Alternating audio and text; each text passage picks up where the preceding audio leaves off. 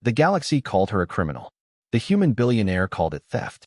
84 billion credits vanished overnight, transferred by an alien princess who never spent a single coin on herself.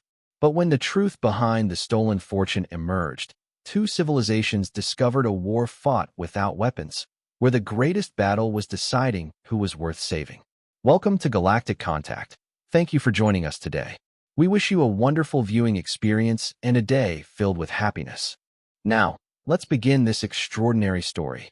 The galaxy did not know Ethan Walker as a man who saved worlds. It knew him as the billionaire who built one of the largest interstellar logistics networks in human history. His name was attached to rescue ships, energy stations, and supply routes that connected thousands of distant settlements. But on the night everything changed, none of that mattered. The only thing people saw was a number. 84 billion credits. Gone.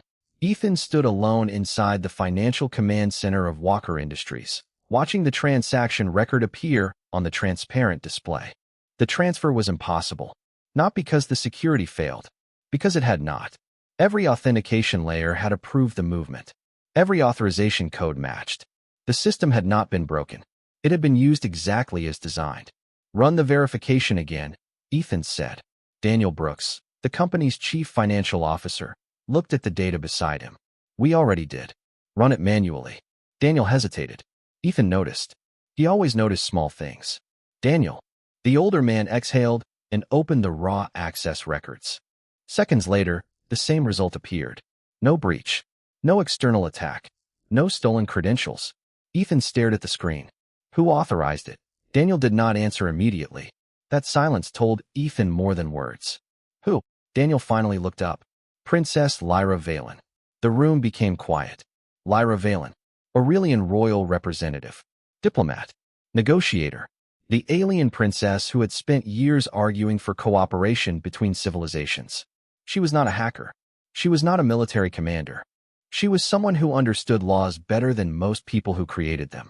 Ethan looked back at the transaction. Why would she have access? Daniel opened another file. During the Heliox corridor negotiations, Walker Industries granted temporary diplomatic clearance. Ethan's expression hardened. Temporary access does not include emergency reserves. Normally, no. Daniel paused. But the approval structure considered her a trusted intermediary. Ethan looked at the transfer again. 84 billion credits had left his company. Yet something felt wrong. Not because the money was gone. Because whoever took it had not tried to hide. 3 hours later, every major network carried the same headline. Alien princess redirects human billionaire's fortune. The public did what it always did. It chose sides before understanding the facts. Investors demanded punishment. Employees worried about their jobs. Political leaders called for investigation. Some called Lyra a criminal. Others called her a symbol of resistance. Ethan ignored all of them. He looked at the numbers. Money always left a trail. The first report showed something strange. The funds had not entered any Aurelian account. No private transfers. No hidden assets. No royal purchases. The credits moved through thousands of small transactions across the Heliox corridor. Medical suppliers. Habitat maintenance companies. Emergency transport networks. Ethan leaned closer. What is this? Daniel looked through the records. I don't know. Find out. The investigation lasted 4 days. The answer only created more questions. The money was reaching colonies that had been marked as economically declining. Places where official reports predicted closure within 5 years. Settlements that companies had already stopped investing in because the return was considered too low. Ethan knew those reports. Everyone in the industry did. A colony was not measured by the people living there. It was measured by production, resources, and projected growth. That had always been the model. Until now. Ethan arranged a private meeting with Lyra at a neutral diplomatic station near the edge of human space. When she arrived, she did not bring guards. She did not bring lawyers. She simply walked into the room. Her blue skin reflected the station's artificial lighting, and the unfamiliar patterns along her face reminded Ethan that she belonged to a civilization shaped by a completely different history. Her silver-violet eyes remained calm. You wanted answers, Lyra said. Ethan placed the financial records between them. You transferred my company's emergency reserves. Yes. The direct answer surprised him. You admit it? I transferred the funds without authorization. She paused. That is accurate. Ethan studied her carefully, then explained where the money went. Lyra looked at the reports, to places that had already been removed from the future. Ethan frowned. That is not an explanation. No, she replied quietly. It is the reason. For a moment, neither spoke. Ethan expected excuses, a political statement, a defense. Instead, Lyra simply accepted the accusation. You broke the law, Ethan said. Yes. You affected people who had nothing to do with your decision. Yes. Then why continue? Lyra looked toward the station window, where distant stars moved silently beyond the glass. Because waiting for permission was part of why they were forgotten. Ethan did not answer. He still believed she was wrong. He still believed ownership mattered. But as he looked again at the billions of credits that had vanished, one question remained. Someone had taken his fortune. The impossible part was this. She had not taken it for herself. She had taken it because she believed nobody else was coming. The investigation changed after Ethan Walker stopped looking at the missing money and started looking at the places where it ended. At first, the report seemed impossible to understand. 84 billion credits had been divided into thousands of smaller transactions across the Heliox corridor. No single payment was large enough to trigger concern. No account was connected to Lyra Valen. No hidden luxury purchases. No secret escape route. The fortune had simply vanished into the most overlooked parts of the galaxy. Ethan sat inside the analysis chamber of the Horizon 9, surrounded by transparent displays filled with colony records. Daniel Brooks stood beside him, reading the same information with a growing sense of discomfort. These settlements were scheduled for long-term reduction, Daniel said.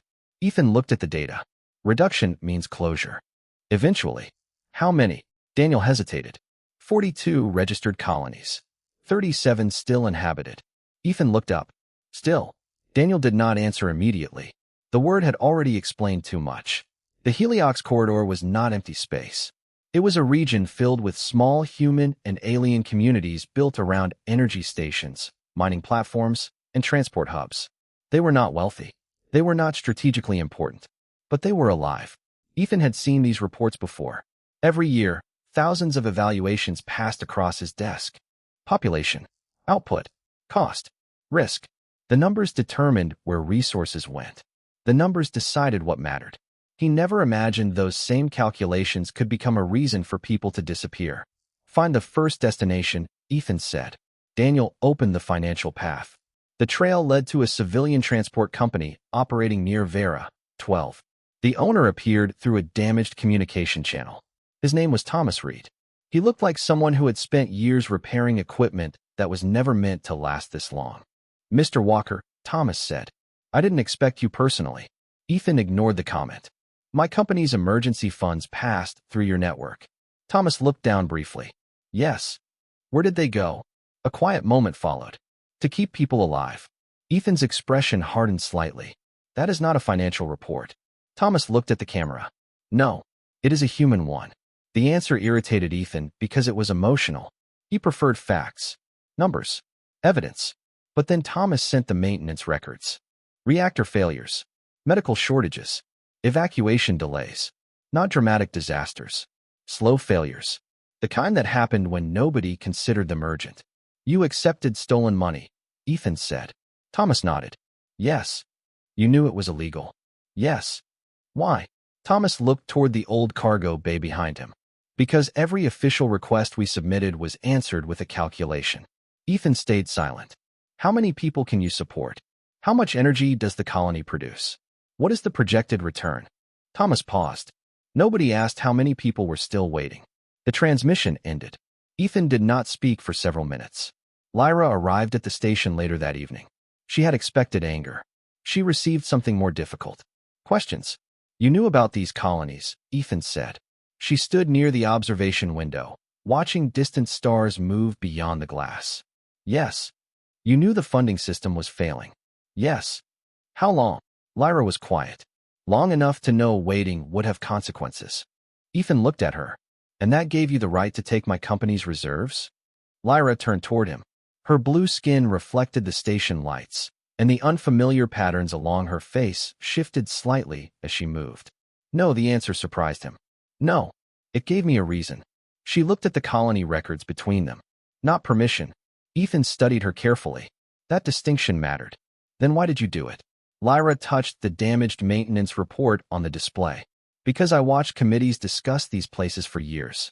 Every person involved had a reasonable explanation. She paused.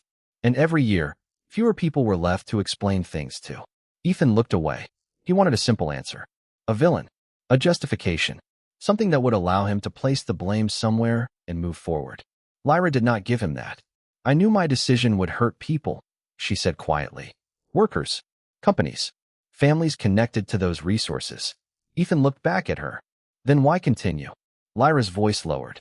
Because the people in those colonies were already paying the price of everyone else's hesitation. The room became silent. For the first time, Ethan saw the real conflict. Not a princess against a billionaire. Not an alien against a human.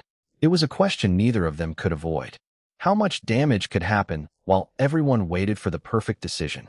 Later that night, Ethan reviewed the Heliox files alone. He found no evidence that Lyra had acted for power. No evidence that she wanted influence or wealth. Only evidence that she had made a dangerous choice under impossible pressure. He still believed she had crossed a line. But now he understood something he had never considered before. A line could exist for a reason. And sometimes, people crossed it because they believed nobody on the other side was listening. The Heliox corridor was supposed to be a success story. At least, that was how the official records described it. A region rich in energy resources. A network of colonies connected by advanced transport systems. A symbol of cooperation between human and alien civilizations. Ethan Walker had believed those reports for years, until he saw what existed behind the numbers. The Horizon 9 arrived at Vera, 3 days after the financial investigation began. From orbit, the colony looked like a small collection of lights surrounded by endless darkness. The official classification marked it as a low-priority settlement. The reality below was more complicated. People were still living there, working there, building families there. The colony had not failed. It had simply been left without enough support to succeed. Ethan walked through the main habitat corridor beside Lyra. The walls showed years of repairs. Different materials covered the same damaged sections. Human engineering beside Aurelian technology. Temporary solutions that had become permanent because nobody had provided something better. This place should have been closed, Ethan said while reviewing the colony report. Lyra looked at the people passing them. According to the report, Ethan noticed the difference in her words. You don't trust the reports. I trust that they are accurate. She paused. I do not trust what they choose to measure. That answer stayed with him. Inside the administration center, Ethan met the colony director, Marcus Hale. The human engineer had spent 30 years maintaining remote settlements. His uniform was practical. His expression was tired. Mr. Walker, Marcus said, I never expected you to visit personally. Ethan looked around the room. Neither did I. Marcus opened the colony records. Your company reduced our supply priority 4 years ago. Ethan looked at the date. Why wasn't I informed? Marcus gave a quiet laugh. You were. Ethan frowned. I was. Marcus displayed the approval chain. Ethan recognized his own authorization signature. Resource optimization. Long-term sustainability adjustments. Budget redistribution. The language was familiar. The decision had been made during a period of expansion. Hundreds of projects competed for limited resources. This colony had been classified as inefficient. I remember this, Ethan said quietly. Marcus nodded. Most people do not remember decisions made from a distance. The sentence hit harder than Ethan expected. He continued reading. The colony had not been abandoned completely. It had received reduced funding, fewer shipments, longer maintenance cycles. Each decision made sense individually. Together, they created a slow collapse. Why didn't you leave? Ethan asked. Marcus looked outside toward the habitat lights. Because this is home. The answer was simple. That made it harder.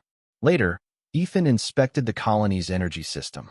The Heliox stabilization array was operating below recommended capacity. The replacement components were delayed because the colony's projected economic value did not justify priority transport. A young technician worked beside the reactor housing, using a combination of old Walker Industries parts and Aurelian designs. Ethan watched silently. That configuration should not work, he said. The technician looked nervous. No, sir. Then why use it? The young engineer glanced at the failing system. Because waiting for the correct part means waiting 6 more weeks. Ethan had no response. The machine was not efficient. It was not elegant, but it was keeping people alive. That evening, Ethan reviewed the original optimization model he had approved years earlier. He searched for mistakes, a hidden flaw, something obvious. He found nothing. That was the worst part. The model had worked exactly as intended. It had reduced costs, increased efficiency, improved company performance. It had simply failed to account for something that could not fit into a spreadsheet. Distance. Lyra found him alone in the command room. You found your connection. Ethan looked at the old approval documents. Yes. Are you angry? He thought about it. Yes. She nodded. At me? Ethan looked at her. Partly. A pause. But not only you. Lyra remained silent. Ethan continued. You stole from me because you believed the rules were failing people. He looked back at the data. I built rules that failed people without realizing it. For the first time, neither of them had an easy argument. Lyra had broken the law. Ethan had followed it. Both had created consequences. The difference was that now they could see them. The next message arrived from Daniel Brooks before sunrise. New evidence. New contracts. New names connected to the Heliox corridor resource agreements. This was bigger than one princess. Bigger than one company. The forgotten colonies were not disappearing because of one bad decision. They were disappearing because too many reasonable decisions had moved in the same direction. Ethan looked at the incoming files. The war had finally revealed itself.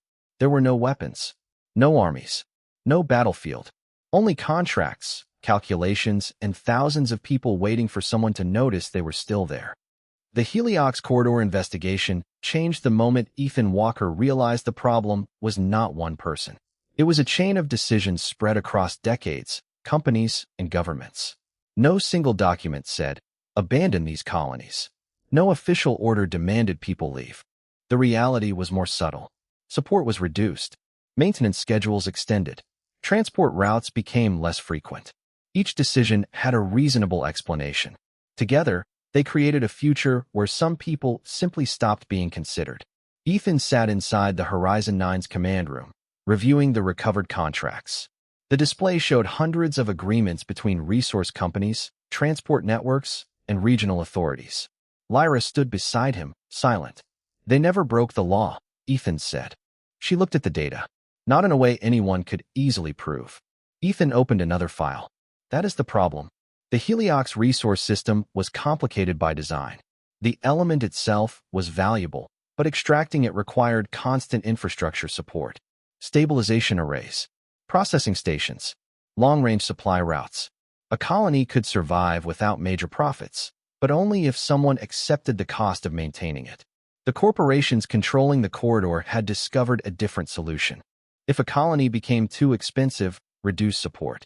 If production slowed, classify the settlement as declining. If people left, purchase the remaining resource rights at a fraction of their original value. It was not an attack. It was a process that made it harder to fight. A war without weapons, Ethan said quietly. Lyra looked at him. That is why nobody calls it a war. The next evidence came from Daniel Brooks. His message arrived late at night, while the Horizon 9 remained hidden outside the corridor. Ethan, you need to see this. Daniel appeared on the communication screen, looking more tired than usual. Behind him was the Walker Industries headquarters, the building where Ethan had spent most of his life. These are internal projections, Daniel said, from before the first colony reductions. Ethan opened the files. His expression changed. The models were familiar. They were Walker systems. His systems. Years earlier, he had approved the resource allocation framework after a major expansion crisis. The purpose had been simple. Prevent shortages. Protect critical infrastructure. Make sure limited resources reach the highest impact locations. It was designed to save more people. It was never designed to decide who mattered less. I built the model, Ethan said. Daniel looked down. You built a tool. Ethan stared at the screen. A tool people used. Neither of them spoke. Because both statements were true. Lyra watched Ethan carefully. She understood that moment. It was the same moment she had faced when she realized her actions had created harm alongside the lives she saved. This is why you hate what I did, Lyra said. Ethan looked at her. What? Because I remind you of something. He did not answer immediately. Someone making a decision for others because they believe they understand the situation better. The words were uncomfortable because they were accurate. Ethan turned away from the display. You are not wrong. Lyra looked surprised. That does not mean you were right. He nodded. I know. That was the difference between them now. They were no longer arguing about who deserved to win. They were trying to understand how good intentions could create damage when nobody questioned the assumptions underneath them. The next destination was a Heliox transport hub controlled by several competing companies. Ethan expected resistance. Instead, he found uncertainty. Workers inside the station were not defending the corporations. They were afraid. Afraid of losing their jobs. Afraid of what would happen if the entire network collapsed. Ethan met Daniel's concern face to face through another encrypted call. If you expose everything, Daniel said, the company could lose billions. Thousands of employees could suffer. Ethan looked through the station window at the workers repairing cargo systems. I know. Then why continue? Ethan remained silent for a moment. Because the answer was no longer simple. He could protect Walker Industries. He could blame Lyra completely. He could restore investor confidence by saying the problem belonged to someone else. That option existed. It was legal. It was possible. It was also incomplete. Because fixing the damage does not mean pretending it was never ours, Ethan said. Daniel did not respond. He did not need to. The investigation had revealed something neither of them expected. Lyra's theft was not the beginning of the crisis. It was the moment everyone was forced to look at it. As the Horizon 9 moved deeper into the Heliox corridor, the two of them watched the scattered lights of distant colonies ahead. Each one represented a decision. Each one represented a place where someone had calculated the cost and decided to wait. The war had no enemy fleet to defeat, no weapon to disable, only a question that followed them through the darkness. How many people could disappear before the galaxy admitted they were still there? Lyra Valen had always believed the hardest part of saving people was finding the courage to act. She had learned something different after the Heliox corridor. The hardest part was accepting that every action created a consequence she could not control. The medical station on Orpheus 9 was the place that proved it. The colony had survived because of the funds she redirected. Its atmospheric processors remained operational. Its emergency systems were repaired. Hundreds of families were still alive because the money arrived before the failures became irreversible. But when Ethan Walker reviewed the records, he found another side of the story. Small contractors who depended on Walker Industries had lost critical funding during the transfer. Transport companies had delayed expansion plans. Workers on distant stations had been affected by decisions they never made. Ethan stood inside the station's operations room, looking at the reports. Lyra remained near the entrance. She already knew what he had found. You knew? Ethan said. She did not ask what he meant. Yes. You knew people would get hurt. Yes. Ethan looked at her. And you did it anyway. Lyra lowered her eyes for a moment. Yes. The answer frustrated him more than an excuse would have. Why are you not defending yourself? She looked toward the medical wing where doctors worked with limited supplies. Because defending myself would not change what happened. Ethan was quiet. That was the first time he understood the difference between accepting responsibility and asking for forgiveness. Lyra was not trying to erase the damage. She was carrying it. I saved lives, she said softly. But I also made decisions for people who never had a chance to speak. Ethan looked back at the reports. You are admitting you were wrong. Lyra considered the words. I am admitting I was incomplete. The answer surprised him. Incomplete. She nodded. I saw the people running out of time. I did not see everyone affected by the way I created more time. Ethan understood that feeling. Not because their actions were the same. They were not. But because both of them had trusted a limited view of reality. The difference was that Lyra's mistake had been moving too quickly. His had been moving too slowly. Later that day, Daniel Brooks sent another communication. This time, he did not send company reports. He sent employee statements. Hundreds of messages from Walker Industries workers worried about their future. Engineers, pilots, maintenance crews, people who had spent years keeping the company alive. Daniel appeared on screen. I thought you should see these. Ethan read silently. They think I'm destroying the company. Daniel nodded. Some do. Are they wrong? Daniel paused. No, Ethan looked up. The answer was uncomfortable. Then why help me? Daniel looked toward the empty office behind him. Because I think we are asking the wrong question. Ethan waited. For years, we asked how to make the system survive. Daniel continued. Maybe we should have asked what the system was supposed to protect. The transmission ended before Ethan could respond. He walked through the station afterward, watching the people Lyra had helped and the workers affected by her choice. Both groups existed. Both mattered. The universe did not become easier because one side had a stronger argument.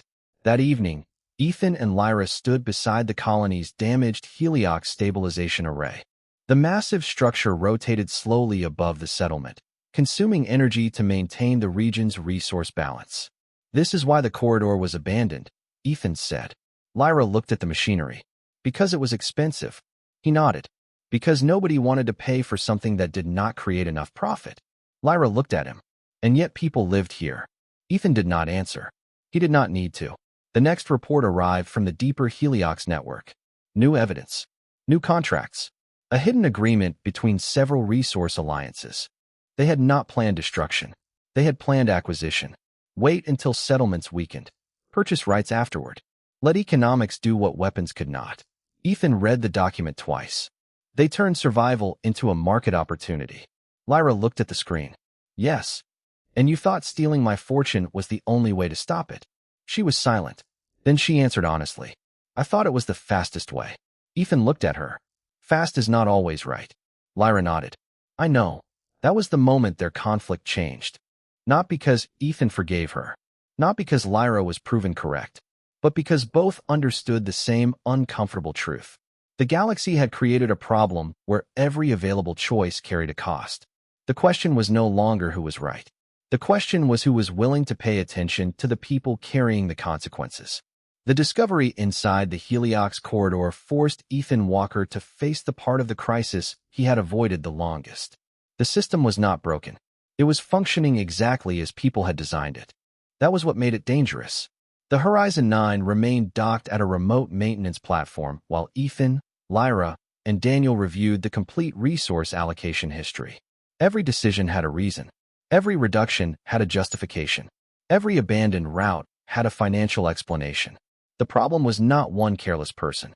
The problem was that thousands of reasonable choices had created an unreasonable outcome. Daniel opened the final report. There is something else you need to see. Ethan looked at the screen. Another contract? No, Daniel hesitated. An employee review. The file contained messages from Walker Industries workers across human territories. Engineers worried about losing their positions. Cargo pilots concerned about reduced routes. Families depending on company health systems. Ethan read silently. These were not executives. They were not decision makers. They were people who would suffer if the company collapsed. Lyra watched him carefully. You cannot save one group by pretending another group does not exist. Ethan looked at her. You learned that. She nodded. Too late. The answer carried no pride. Only regret. Ethan closed the file.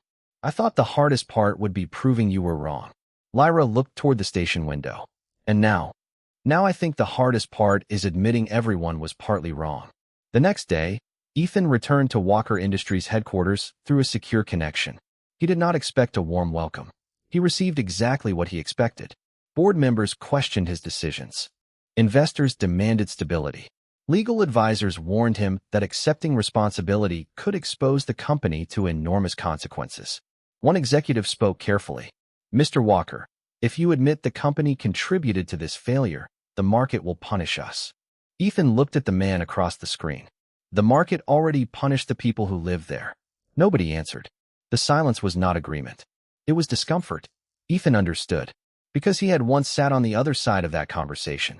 He had once believed difficult decisions were easier when the consequences were far away. We need a complete review, Ethan said. Not a statement. Not a public apology. A structural change. Another executive leaned forward. That could cost billions. Ethan nodded. Yes. And if it fails? Ethan looked at the colony reports displayed beside him. Then we learn why. After the meeting, Daniel contacted him privately. You realize you could still protect yourself. Ethan looked confused. How? Blame Lyra. Explain that she illegally transferred the money. Technically, it is true. Ethan said nothing. Daniel continued. The company survives. Your reputation survives. Ethan looked at the old Walker Industries emblem on the wall behind him. He had built that company from a small logistics operation into an interstellar network. It represented everything he had achieved. It also represented every assumption he had never questioned. If I do that, Ethan said quietly, then nothing changes. Daniel lowered his eyes. No. Then the problem was never the stolen money. The conversation ended without a dramatic decision. Ethan did not announce a revolution. He did something more difficult. He released the complete internal records. Every allocation model, every approval process, every mistake. The response was immediate. Some called him responsible. Others called him reckless. The company's value dropped within hours. Partners withdrew. Critics demanded his resignation. Ethan watched the numbers fall without looking away. Lyra found him later in the station corridor. You gave up your power. Ethan looked through the glass at ships moving between worlds. No, she waited. I stopped pretending it belonged only to me. For the first time, Lyra understood the difference between losing something and choosing where it should go. The following weeks brought more evidence. The resource alliances behind the Heliox agreements had started moving faster, attempting to secure abandoned territories before public investigations reached them. They believed the controversy would create enough confusion to continue. They were wrong, because now the truth belonged to everyone. The conflict had changed. It was no longer a billionaire chasing stolen wealth. It was a civilization deciding whether efficiency mattered more than the people efficiency was supposed to serve. Ethan looked at the growing list of affected colonies. The numbers were still there. They always would be. But now, behind every number, someone had a name. The public hearing began with a question everyone expected Ethan Walker to answer. Who was responsible? The chamber was filled with representatives from human governments, alien councils, corporate alliances, and colony communities. Every group arrived carrying evidence. Every group arrived protecting something. The atmosphere was quiet, but not peaceful. It was the silence of people waiting for someone else to admit they were wrong first. Lyra Valen stood alone on the diplomatic platform. She had no royal advisors beside her, no Aurelian symbols on her uniform. After the Heliox investigation, her title had become a burden rather than protection. Some members of her own civilization wanted her removed permanently from public life. Others believed she had exposed a truth they were afraid to confront. Lyra accepted both reactions. She knew what she had done. When the first accusation appeared on the central display, nobody argued with it. Princess Lyra Valen had transferred private assets without authorization. She had violated interspecies financial agreements. She had created instability. All of it was true. Ethan listened without interrupting. Months earlier, he would have focused only on those facts. Now he understood that facts could exist beside other facts. When his turn arrived, the chamber expected anger. They expected a billionaire demanding his stolen fortune back. Ethan walked to the center platform and looked at the assembled representatives. Princess Lyra Valen broke the law, he said. The room became still. Lyra did not move. She transferred assets that did not belong to her. She affected employees who had no connection to her decision. People suffered because of what she did. Several representatives nodded. The statement was exactly what they expected. Then Ethan continued. But that is not the entire story. The display behind him changed. Colony records appeared. Maintenance failures. Delayed shipments. Resource reductions. Before those credits moved, thousands of people had already been affected by decisions made inside legal systems. A corporate representative interrupted. Mr. Walker, are you suggesting laws should be ignored whenever someone believes the outcome is unfair? Ethan looked toward him. No, his answer came immediately. I am suggesting laws must be examined by the consequences they create. The chamber remained silent. Ethan displayed the Walker Industries allocation model, the same model he had approved years earlier. This system was created to protect limited resources during difficult periods.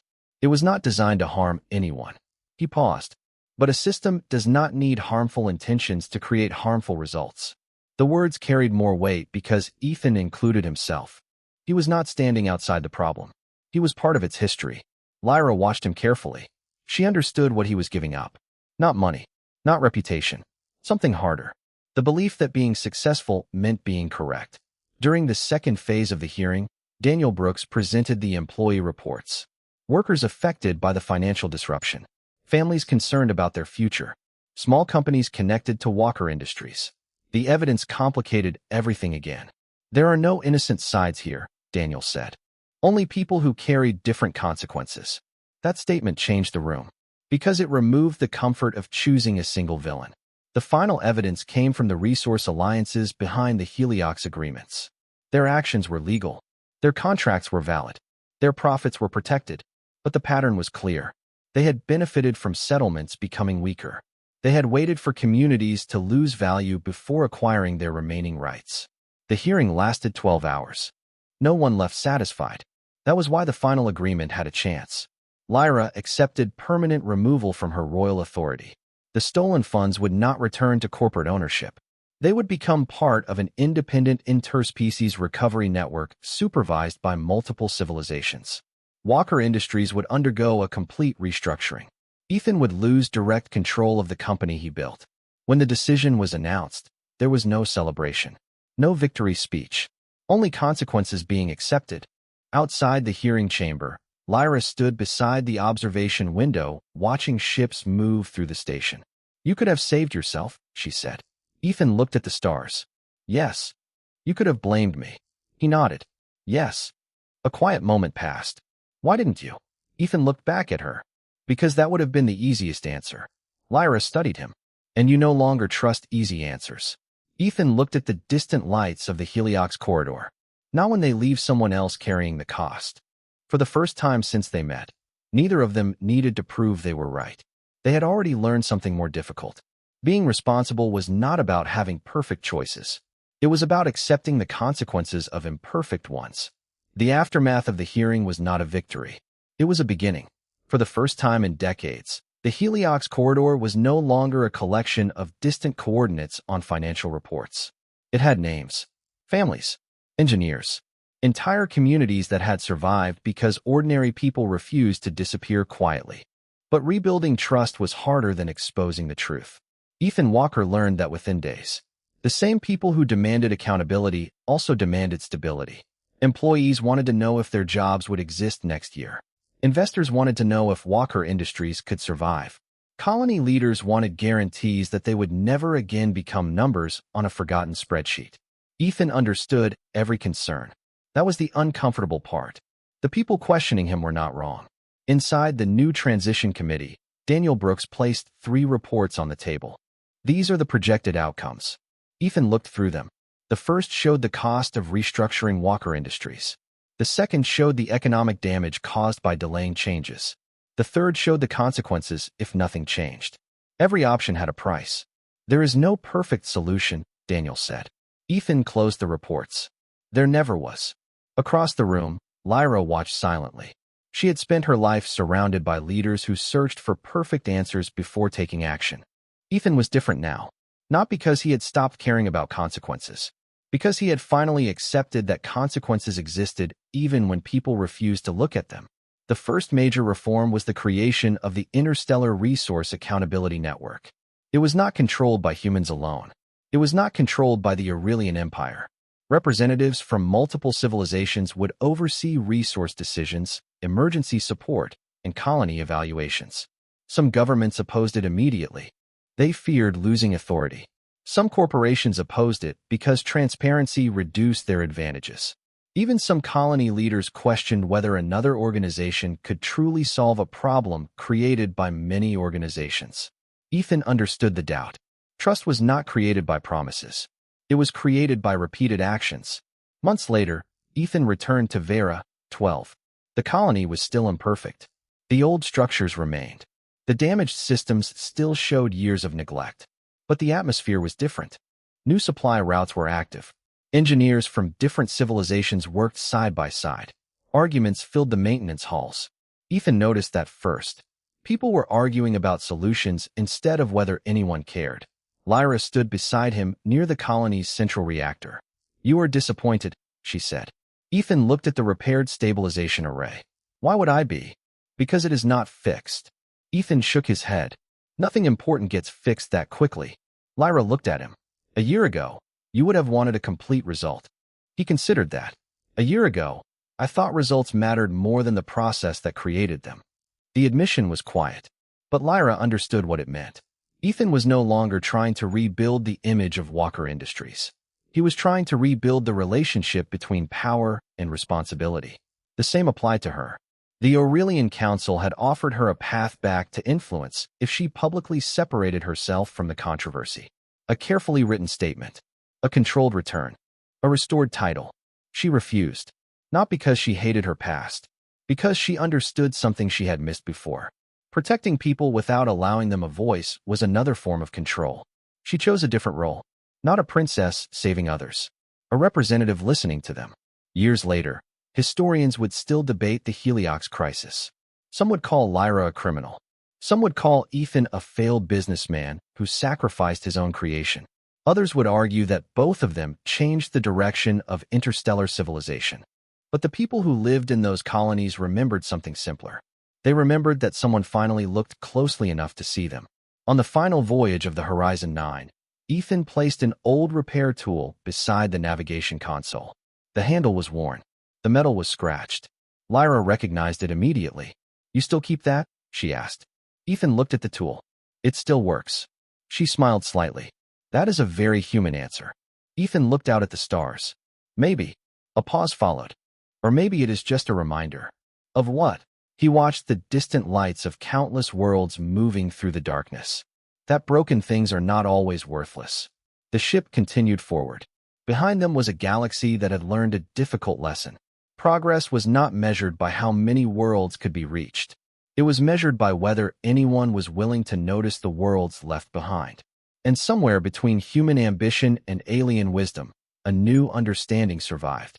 Humanity was never special because it was perfect. It was special because, when faced with the damage it created, it chose to repair instead of looking away. Years after the Heliox crisis, people still argued about what truly changed the galaxy. Some believed it was the public hearing. Others believed it was the collapse of the old resource agreements. Some believed it was the moment a human billionaire admitted that the system he built had failed people who never had a voice inside it. Ethan Walker never believed there was one single moment. Real change, he learned, was built from thousands of small decisions made differently. The Horizon 9 returned to the Heliox corridor one final time before entering permanent service with the Interstellar Resource Accountability Network. The ship was older now. The paint along its outer frame had faded. Several systems had been replaced more than once. Ethan preferred it that way. It carried evidence of every repair, every mistake, every time someone chose to maintain what others would have abandoned. Lyra stood beside him on the observation deck as Vera, 12, appeared ahead. The colony was no longer classified as a declining asset. It was listed as an active settlement with shared infrastructure agreements between human and Aurelian engineers. The words were different. The place was not. The same people still lived there. The same families still worked beneath the same artificial sky. The difference was that nobody was pretending they were invisible anymore. "You never returned the fortune," Lyra said. Ethan looked at the colony lights below. "No, many people still believe you should have." He nodded. "They are not wrong." Lyra looked at him. That answer still surprised her. Ethan had learned not to turn every disagreement into a battle. Some people wanted the old system because it gave them security. Others wanted change because they had experienced its failures. Both perspectives came from real places. "Do you regret it?" she asked. Ethan knew what she meant. The company, the power, the billions that no longer belonged to him.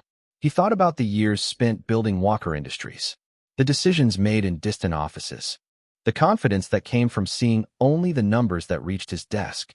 "I regret that I needed to lose something before understanding what it was connected to." Lyra looked toward the stars. "That sounds human." Ethan smiled slightly. "Is that an insult?" "No." A pause. An observation. Their work continued for years afterward. It was never perfect.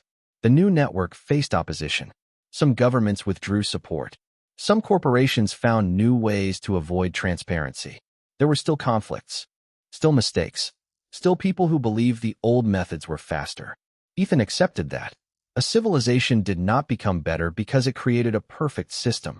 It became better because it created systems capable of correcting themselves. Lyra never reclaimed her royal title.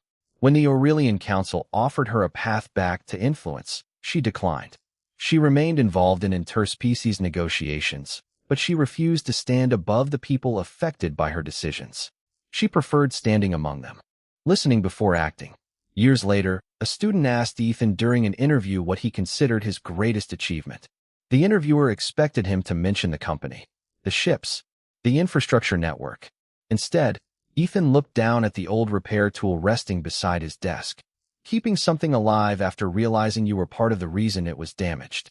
The student did not understand at first. Most people did not. They wanted heroes who never failed. Stories where the right person always knew the right answer. Ethan had learned something different.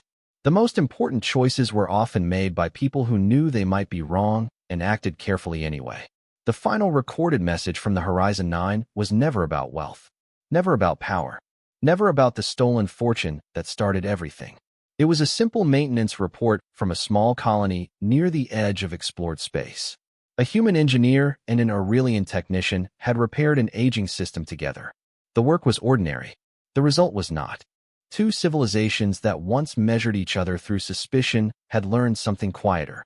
Cooperation was not built by forgetting differences. It was built by respecting them. As the stars moved beyond the ship's windows, Ethan watched the endless darkness ahead. The galaxy was still vast, still complicated, still imperfect. But somewhere between human ambition and alien wisdom, a new understanding remained. Humanity was never extraordinary because it avoided failure. Humanity was extraordinary because, when it finally saw the people left behind, it chose to turn back. Thank you for staying with us until the end of this journey through the stars. We would love to hear your thoughts and feelings about this story, so please share them in the comments below. Don't forget to subscribe to Galactic Contact for more unforgettable sci-fi tales and emotional stories from across the galaxy.